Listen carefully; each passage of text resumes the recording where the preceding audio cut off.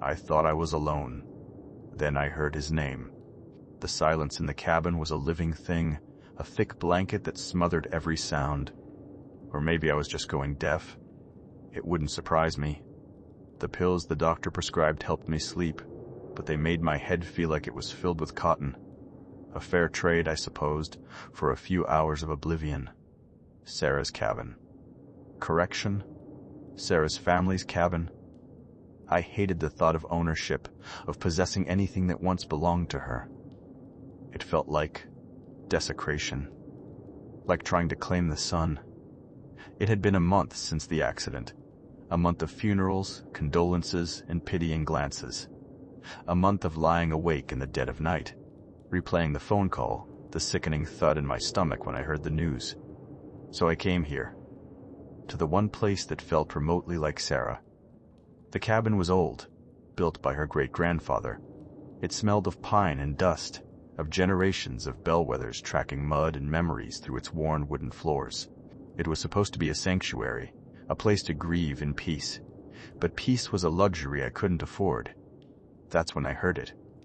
A whisper, barely audible above the wind rattling the window panes. Elias. My heart leaped into my throat. I sat bolt upright in bed, every muscle tense.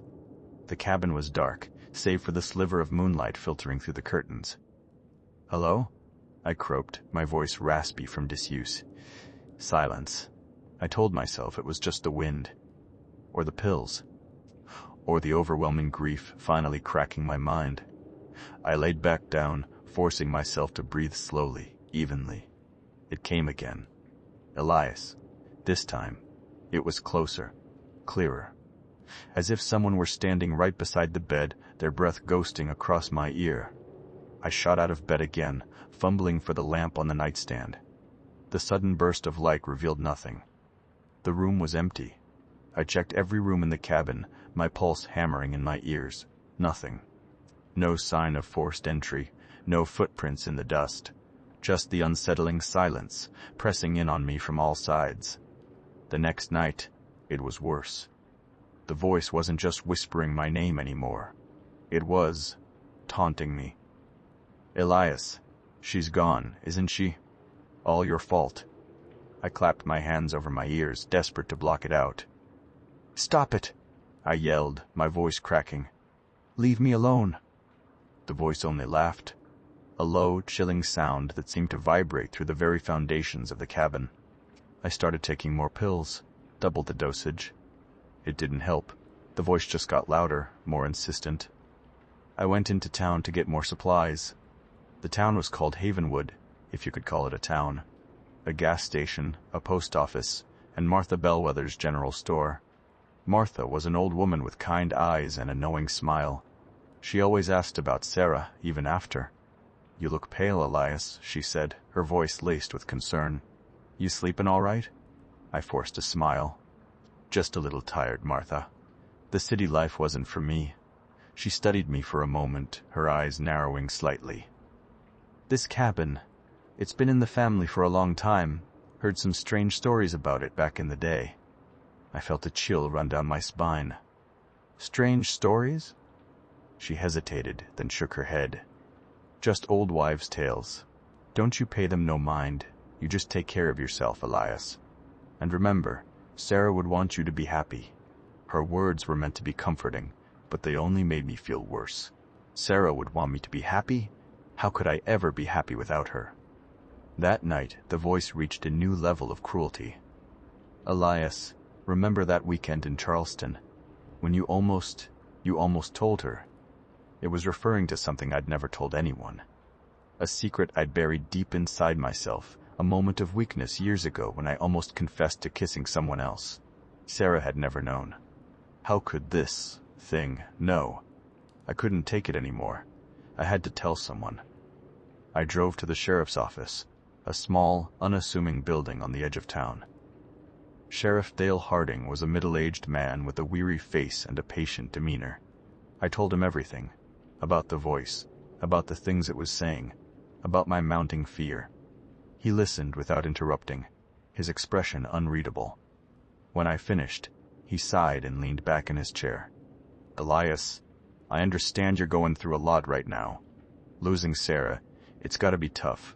But I gotta be honest with you. What you're describing, it sounds like you're having a breakdown.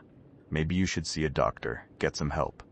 I shook my head, desperate for him to believe me. But it's real, Sheriff. I swear it knows things no one else could possibly know. He stood up and placed a hand on my shoulder. I know it feels real, Elias. But sometimes, grief can play tricks on your mind. Why don't you try to get some rest? Maybe take a break from the cabin. Go visit some friends, get your mind off things. I knew he didn't believe me. He thought I was crazy. Back at the cabin, I felt more alone than ever. The voice was waiting for me. Elias, no one believes you, do they? You're all alone, just like you deserve. I couldn't sleep. I spent the night pacing the cabin, my mind racing. I had to find some explanation, some way to prove that I wasn't losing my mind. I started searching the cabin, tearing apart every room, looking for anything that could shed light on the voice. I checked the attic, a dusty, forgotten space filled with old furniture and forgotten memories. That's when I found it. A small, leather-bound journal hidden beneath a pile of old blankets. It was written in faded ink, the pages brittle and yellowed with age.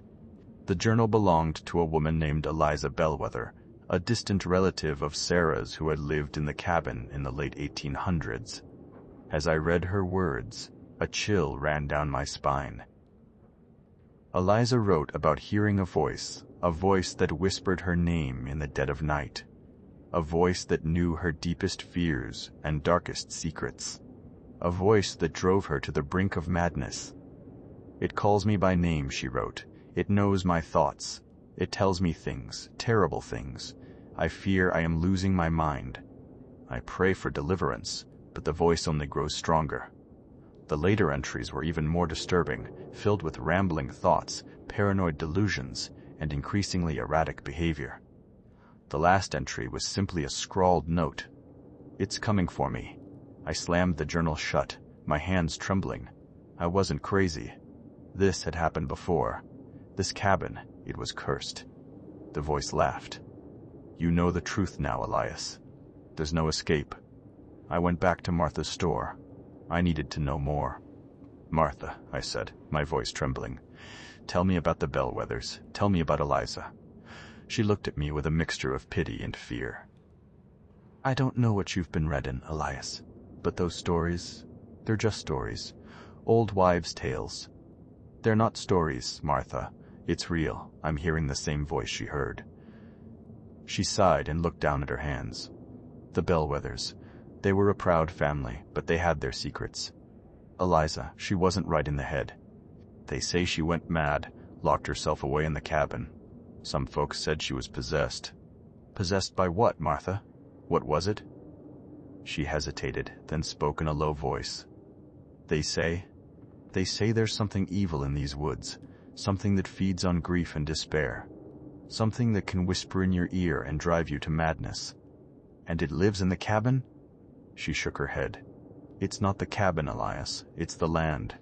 This whole area, it's tainted. I spent the next few days researching the history of the area, poring over old maps and historical records. I discovered that the land had been the site of several unsolved disappearances and strange occurrences over the years. There were rumors of ancient rituals, of dark forces lurking in the woods. The voice grew bolder, more insistent. It called me by name constantly, whispering my fears, dredging up my regrets. It knew everything about me, about Sarah, about the secrets I had tried so hard to bury. Elias, remember that fight you had the night before I couldn't take it anymore. I was losing my mind. I had to do something. The voice told me what to do. Go to the clearing, Elias. The clearing in the woods. You'll find the answers there. I'll be waiting for you. I knew it was a trap. But I didn't care. I was desperate. I drove to the clearing, a remote area deep in the woods that I had stumbled upon during one of my sleepless walks. It was an unsettling place, a patch of dead ground surrounded by gnarled, twisted trees. As I stepped into the clearing, the air grew cold, and a sense of dread washed over me. The voice was there, louder than ever. Welcome, Elias. I've been waiting for you." A figure emerged from the shadows, a tall, gaunt shape with glowing red eyes. "Who are you?" I stammered. "What do you want?" "I am David," it said, its voice a chilling echo. "I want what you have, your pain, your grief, your soul."